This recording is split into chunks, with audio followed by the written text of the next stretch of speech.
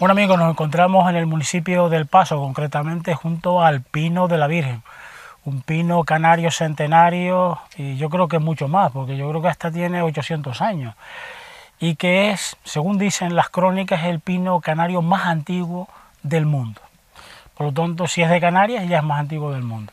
Y se encuentra con nosotros Sergio Rodríguez, que sabéis que es el alcalde del municipio del Paso. Él también es diputado por Coalición Canaria en nuestro Parlamento. Y con él vamos a hablar de, bueno, pues esta emergencia volcánica, de todo lo que ha pasado.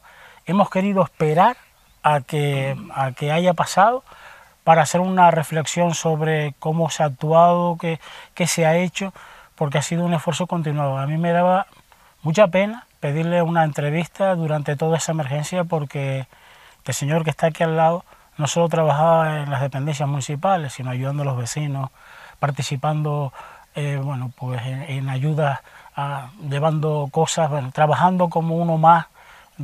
Incluso fue desplazado de su casa, y yo creo que todavía vive en alquiler. Por lo tanto, yo creo que lo ha vivido como regidor municipal, pero también como vecino del municipio del Paso. Vamos a saludarlo. Sergio, buenas tardes. Muy buenas tardes. ¿Qué impresión tienes después de casi un año? Porque el lunes se cumple un año de que salió el volcán, ¿no? Bueno, podremos analizar muchos ámbitos, ¿no? El ámbito de actuación de respuesta a la erupción en su momento, que bueno, creo que con cosas mejorables no fue malo. Al final la gente se pudo evacuar de aquella manera, pero se pudo evacuar y en ese momento pues no tuvimos que lamentar pérdidas personales. Estamos hablando de una cuestión en la que no tenemos experiencia, ninguno de los que estamos de responsables en todas las administraciones de la isla de La Palma y bueno, pues en ese sentido bien, ¿no?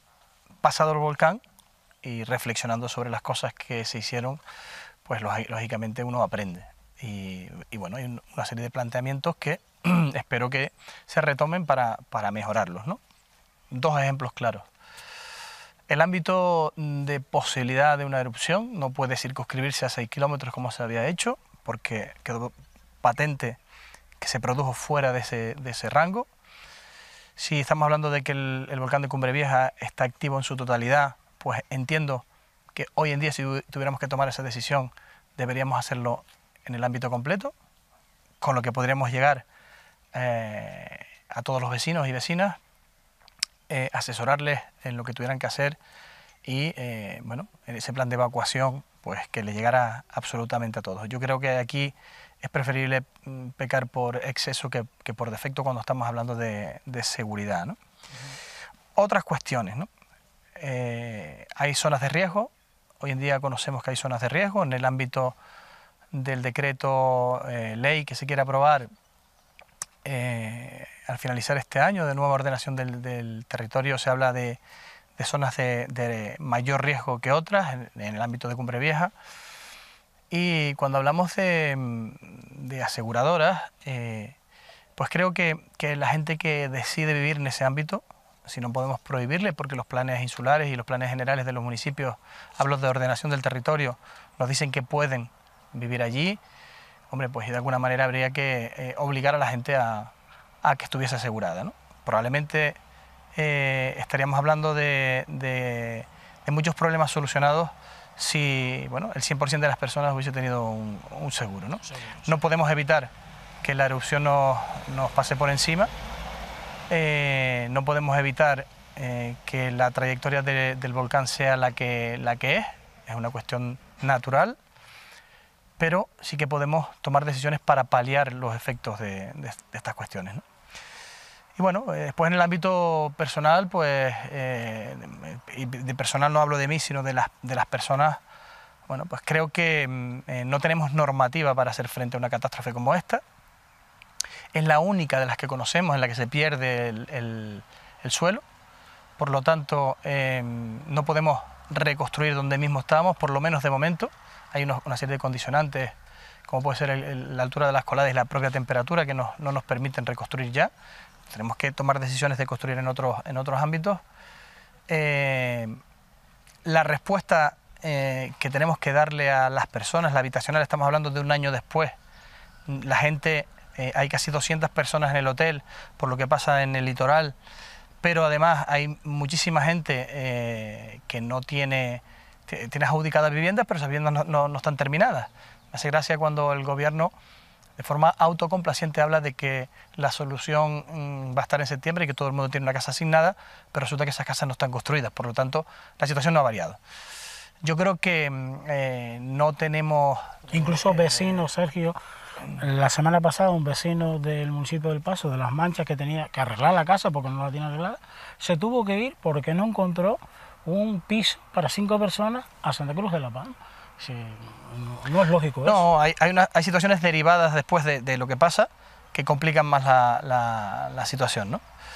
Pero lo que te comento es que yo tengo la sensación de que en el ámbito del gobierno del Estado y del gobierno de Canarias, sobre todo, no se tiene claramente, no se tiene clara la dimensión de esta catástrofe. Por lo tanto, no teniendo normativa para dar respuesta, pues esto va al ritmo que va, ¿no? Es un problema porque estamos hablando de personas malviviendo. Por lo tanto, la autocomplacencia de los gobiernos del Estado y de Canarias no se entiende. Es decir, hablamos de personas que necesitan una respuesta habitacional. Nosotros todos hemos priorizado en que eso debiera ser así. Está muy bien la recuperación de las vías, está muy bien la recuperación de los servicios y de las infraestructuras, pero lo primero que tenemos que dar respuesta es a la habitacional. Un año después, eso no se ha conseguido. Se han ido generando expectativas con fechas por parte del gobierno de Canarias y todas incumplidas.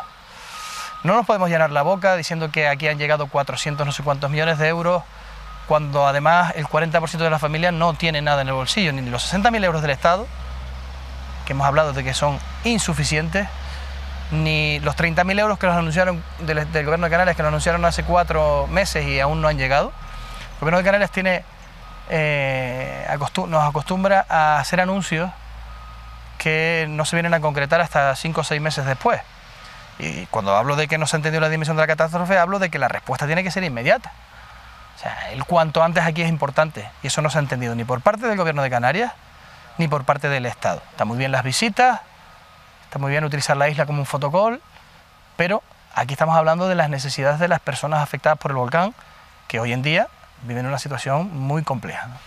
Sergio, muchos de los afectados me dicen, mira, yo lo que necesito es un terreno, que un planeamiento municipal me deje construir y salir adelante. Yo pido un crédito porque yo no voy a estar esperando 2 años, 3 años a que me lleguen esas ayudas. Es decir, la gente necesita volver a normalizar su vida. ¿Cómo se consigue eso? Volver a normalizarla cuanto antes.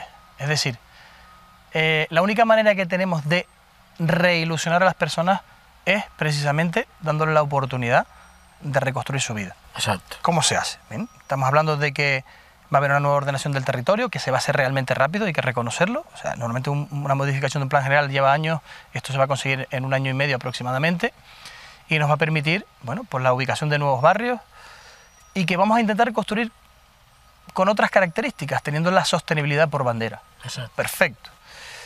Hemos tenido en cuenta el tema del arraigo, es importante, la gente que vive en un suelo rústico es complicado meterla a vivir en un piso, por lo tanto esas cosas hay que tenerlas en cuenta. Y se han tenido en cuenta las personas también para elegir los sitios donde ubicarse. Sergio, ¿cómo lo has planeado en tu municipio? Bueno, nosotros hemos participado desde el minuto 1 con el resto de las administraciones en el diseño de esa nueva ordenación del valle. Y en el municipio se recogen básicamente pues, 3 espacios. Uno muy cerca del suelo urbano de Dos Pinos, en la parte que llamamos Los Roquitos, hasta la calle Tapuriente. Otro está vinculado a la zona de Tajuya, por debajo de la iglesia de Tajuya, donde tanta gente pudo observar la erupción, en Vistavalle. Y después hemos planteado otro en la zona de Los Barros. Este último falta todavía por concretarse, pero los 2 anteriores se les ha dado el visto bueno. Nosotros venimos trabajando con desarrollo de planeamiento desde el año 16, con lo que tenemos varias unidades de actuación y suelos urbanizables, planes parciales por desarrollar. Te hablo del ámbito habitacional, pero también hemos ido trabajando también en el desarrollo económico del municipio, con la puesta en marcha de esos planes parciales para tener suelo industrial cuanto antes, ¿no? Bueno, nos ha venido bien que se tengan en cuenta dentro de esa nueva ordenación y probablemente, hemos actuado en otros ámbitos, estamos planteando una nueva reordenación de los asentamientos y bueno, el decreto 122 que el Gobierno de Canarias ha habilitado también permite a los afectados construir en determinadas clases y categorías de suelo rústico. El Ayuntamiento del Paso desde el minuto 1 pidió que el suelo rústico de protección paisajística, el BB 1.4 famoso, que ya lo conoce todo el mundo, estuviera habilitado para los afectados. Es una petición importante. No se atendió en aquel momento. Hoy en día parece que a lo largo de este mes de septiembre se iba a decretar que se pudiera habilitar también. Se ha sumado también el Ayuntamiento de Los Llanos y el Cabildo Insular de La Palma a esta petición. Bueno, más tarde, yo creo que si lo hubiésemos hecho todo conjuntamente desde el principio hubiese estado habilitado. Pero bueno, si es bueno para los afectados, bienvenido sea, aunque sea tarde, ¿no? Entonces, el Paso, al tener planeamiento vigente, adaptado al plan insular, bueno, pues tiene los deberes hechos, realmente, ¿no?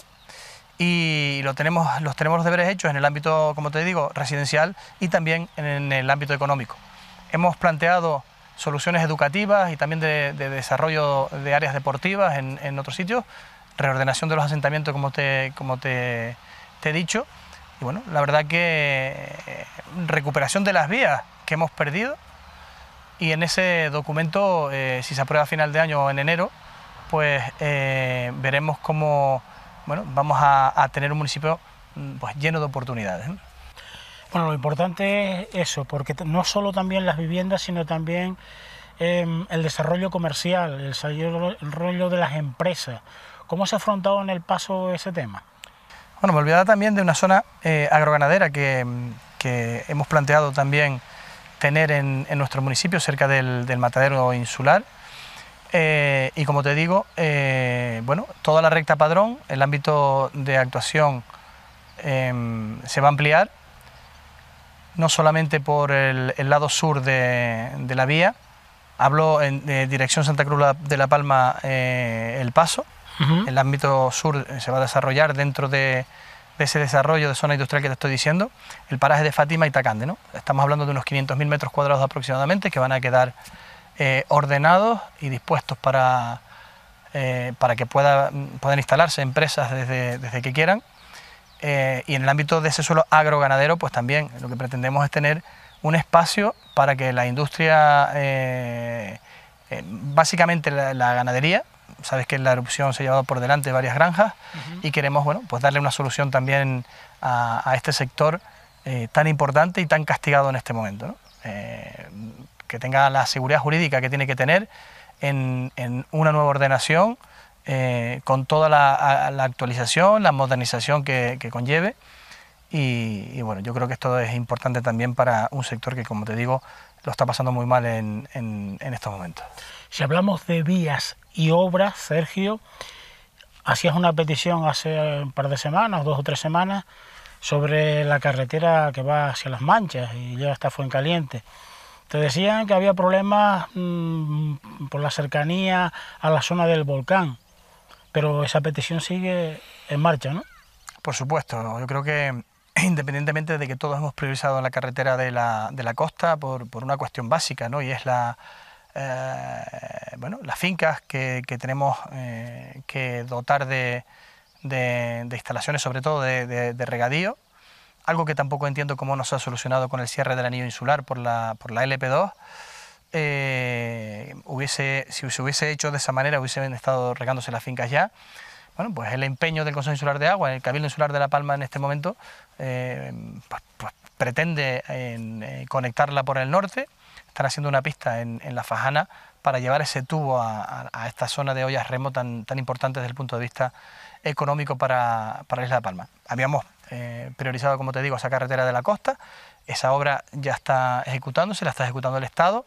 El Cabildo Insular de La Palma empezó a trabajar entre las lagunas y las norias. Hoy es la pista que estamos utilizando todos para atravesar la colada. Y bueno, la LP2, que tantos años lleva construyéndose, es tan importante como las otras.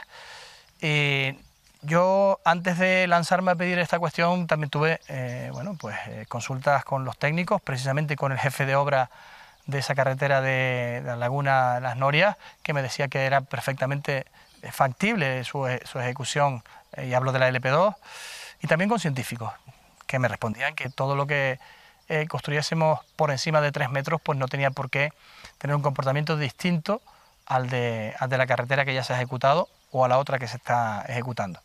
Bueno, yo creo que es una cuestión de que el Gobierno de Canarias ha priorizado, que ha faltado empuje por parte del Cabildo Insular de La Palma para que se construya, pero creo que pronto veremos cómo se solicitará por parte de este Cabildo Insular también que esa LP2 se ponga en marcha, ¿no? Bueno, se va acercando mayo del año que viene y ahora interesa que todas las cosas que hace 2 meses eran imposibles, pues que se pongan en marcha. Yo lo avisaba, ¿no? Si dejamos que llegue a octubre sin dar solución a las cuestiones, bueno, pues el tema de esa carrera electoral va a dificultar mucho más las cosas, mucho más de lo que ya son. Y yo insisto, tenemos que poner a las personas por delante. El no ejecutar la LP2 significa matar aún más a un barrio que ha sufrido mucho, Las Manchas, tanto el ámbito de los Llanos como el del Paso, y siempre me acuerdo de un municipio que lo tiene difícil en situaciones de normalidad, Fuencaliente. Los dos ámbitos, el ámbito norte de la isla y el ámbito sur, siempre lo tienen más complicado. El corredor central de la isla, muelle, aeropuerto, puerto de Tazacorte, es donde está prácticamente el desarrollo de La Palma, y tanto la zona norte como la sur lo tiene más complicado.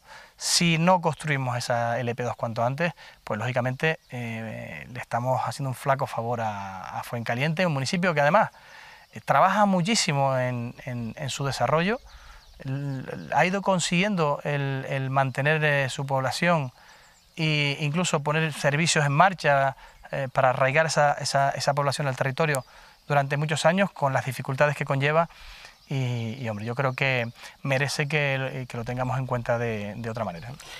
Usted ha dicho en alguna ocasión que es un momento de hacer un consorcio de la reconstrucción, donde participe el Estado, el Gobierno de Canarias, el Cabildo y los municipios también. ¿Por qué? Bueno, básicamente porque entendemos que podría ser el órgano capaz de aunar esfuerzos y evitar guerras políticas. Efectivamente, evitando los intereses políticos. Es decir, un consorcio donde los mejores técnicos que pudiéramos poner a trabajar estuviesen, y que el ámbito político estuviese exclusivamente para buscar financiación, pero las decisiones tuvieran que tomarse desde el punto de vista técnico. Creo que así avanzaríamos muchísimo. Ya te digo, una de las cuestiones que te comentaba antes es que carecemos de normativa para dar respuesta en tiempo y en forma a esta catástrofe, y esto no puede ser una cuestión de ir poniendo parches, que es lo que parece que está haciendo continuamente. Nosotros, los que nos enfrentamos a los vecinos todos los días, exponemos un día sí y otro también los problemas con los que nos estamos encontrando, situaciones que han generado agravios comparativos. Hablo, por ponerte un ejemplo, de ese periodo de carencia que el consorcio de seguros dio a partir del día 4 de octubre, que posibilitó que mucha gente por debajo de la colada se asegurara. ¿Qué pasa con los de antes? Ahí se genera una situación de agravios comparativos. Eso es un ejemplo de los tantos y tantos problemas que estamos afrontando y que están dejando a mucha gente atrás. Insisto, no podemos afrontar la recuperación de la isla de La Palma si no ponemos a la gente delante. Un ejemplo claro lo tenemos aquí, ¿no?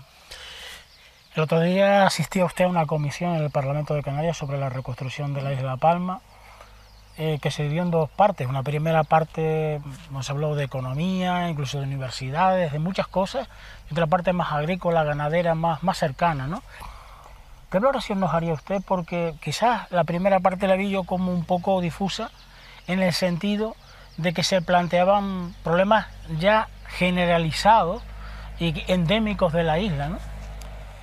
Y no específicos de la erupción volcánica. Vamos a ver, está claro que la erupción volcánica no ha afectado únicamente al valle de Aridane, ha afectado más directamente al valle, pero la parte económica, la influencia es en toda la isla. La isla está sufriendo los embates venía sufriendo ya los embates de una pandemia con carácter mundial. Bueno, esta parte de aquí además un incendio un mes antes de la erupción y luego pues todos sabemos lo que ha pasado con el volcán.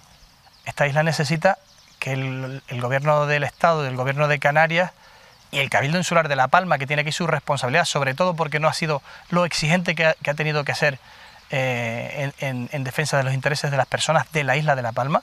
Y el ejemplo lo tenemos claro en el apoyo a la reducción del 60% de IRPF que planteamos nosotros en el Congreso de Diputados y que salió adelante. Bueno, hay otra serie de medidas de tipo fiscal que se pueden poner en marcha. Nosotros tenemos un régimen económico y fiscal diferenciado. La RIC, la Reserva de Inversiones de Canarias, podría utilizarse modificando ese REF para dar respuesta a determinadas cuestiones. Te pongo un ejemplo claro, las personas los empresarios que han perdido sus empresas en el Callejón de la Gata. Si a esos empresarios le posibilitamos utilizar RIC para comprar suelo, en El Paso, en los llanos de Tazacorte, suelo industrial, y se permite justificar RIC en ese sentido, pues ya estaríamos posibilitando la solución de un problema y hacerlo cuanto antes, ¿no? Bueno, la RIC no se puede justificar en este momento con la compra de suelo. Bueno, pues habría que hacer una modificación del REF. Cuando hablamos de expropiaciones, la ley de expropiaciones, si te van a expropiar hoy porque pasa una carretera, si no se modifica la ley de expropiaciones te lo tienen que pagar como un erial porque lo que tienes es lava encima. Vergonzoso en ese sentido, alcalde. Claro, pero no se ha modificado la ley de expropiaciones. Y eso hay que hacerlo. Y un año después no había, con tantas medidas urgentes, no había posibilidad de hacerlo. Bueno, el ámbito de ejemplos que te estoy poniendo, ¿no? Hay otro, la situación de Puerto Nave y La Bombilla. Allí, no solo desde el punto de vista residencial, las personas que tengan una hipoteca, que hayan comprado un piso allí, tienen que tener un tratamiento exactamente igual que el resto de las personas que han perdido sus casas. ¿Por qué? Porque no sabemos cuándo vamos a volver. Allí tenemos negocios de diferentes tipos. Habrá que dar certidumbre en cuanto a las ayudas que ha puesto en marcha el Estado, ¿no? Por cese de actividad, bueno, los ERTE, todo este tipo de medidas que se ha puesto el Estado. Esto no puede ser una cuestión de yo no sé lo que va a pasar en el próximo trimestre. Oye, ¿por qué no dice el Estado? Oye, en tanto en cuanto la gente no pueda volver a sus negocios, tendrán estas ayudas. Y damos certidumbre a las personas. Falta esa certeza, esa seguridad, que lo contrario, que es lo que tenemos, lo que hace es generar más nerviosismo. Porque allí, cada 3 meses te lo van diciendo, vamos, claro, a dejarle 3 meses más de... Exactamente. Entonces, ahí tenemos claramente 3 promotores construyendo 3 edificios. Los préstamos de construcción son préstamos que hay que afrontar pues cada mes, cada trimestre, o cada semestre o cada año, como se haya pactado, pero hay que afrontarlo. ¿Quién ayuda a esta gente ahora mismo? Porque no pueden entrar a trabajar. ¿Cómo afronta esta gente estos gastos? Hay que poner una serie de medidas sobre la mesa para ayudar. Son medidas paliativas. Y después, lógicamente, hay que trabajar en otros ámbitos. El otro día hablaban de universidades, hablamos de formación, de FP, sobre todo dual, que te permita una formación y una... bueno, esa formación trasladarla después al ámbito empresarial, en que la gente haga sus prácticas y que realmente dé respuesta a las necesidades laborales que se producen en esta isla de La Palma. Se puso en marcha un plan de empleo que, bueno, ha sido bueno para determinadas personas y muy malo para las empresas, porque busca ahora un cocinero, o busca ahora un albañil, o busca ahora... o sea, hemos matado a determinados sectores por no pensar las cosas, es decir, 63 millones de euros, que es mucho más que el Plan Integral de Empleo de Canarias, 42 para toda la comunidad autónoma, 63 para La Palma.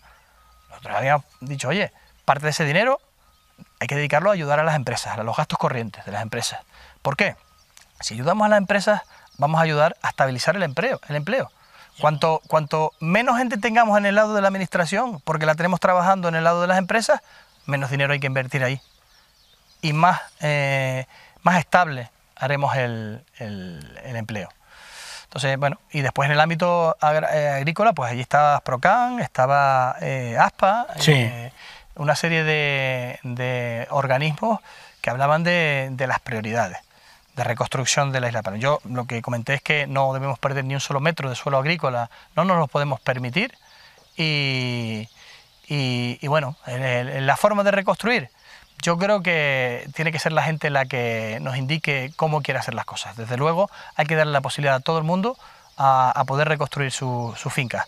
El tema de diversificar está muy bien, pero yo, hombre, me pongo en el planteamiento... Hablan de una concentración parcelaria. Sí, hablan de una macrofinca, pero yo no sé si esto está consensuado con los propietarios. Lo que sí estoy de acuerdo es que hay que construir de otra manera, teniendo en cuenta que la eficiencia energética tiene que estar presente, el tema de la eficiencia de los recursos hídricos tiene que estar presente, y otra serie de cuestiones que tienen que ver con la sostenibilidad. Ya te lo decía antes, que todo lo que hagamos tiene que llevar por bandera la sostenibilidad, pero hay que hacerlo contando con las personas y sobre todo dándole la oportunidad de elegir si quieren estar ahí, si quieren realmente construir una finca o si quieren que les indemnicen para tener ese dinero para invertirlo en otras cuestiones o no, ¿no? Hay un peligro, que es que la gente pueda irse con el dinero fuera. Bueno, yo creo que la gente, los que son plataneros de toda la vida, van a querer tener sus plátanos. Yo lo digo porque mi padre lo era y nosotros hemos vivido de esto toda la vida, y no veo yo a mi padre murió ya, pero no lo veía cambiando de profesión después de 40 años dedicándose a la agricultura, ¿no?